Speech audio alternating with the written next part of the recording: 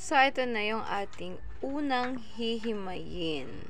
So, ito yung aking purse na nautangan.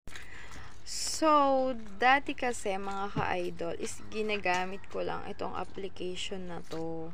So, akala ko nga order ka lang, ganun, order ka lang sa kanya. Siyempre, pag may gusto kang bilhin, dun ka bibili.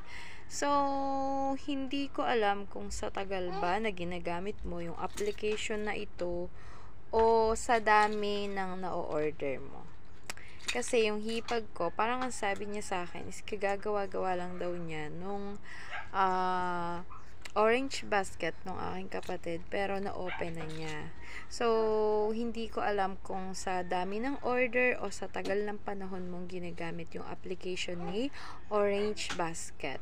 And then, ako kasi mga ka-idol, ginamit ko yung Orange Basket na yan. Hindi ko talaga alam kasi yan.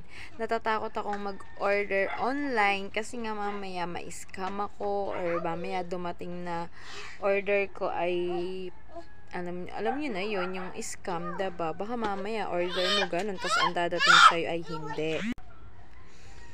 So, ayan na nga mga ka-idol. 2019 ko pa nagawa yung aking account. So, medyo matagal na. 2019, 2020, 21, 22, 23, 24, 25. At, hindi naman ako masyadong nag-o-order kasi nga mga ka-idol. Nung ako ay nasa Budong, syempre, wala nang time para bumili or pumunta sa palengke. Ngayon, ang ginagawa ko na lang kapag umu-order na lang ako sa Shopee. So, meron akong isang katrabaho sa Budong na si Regine.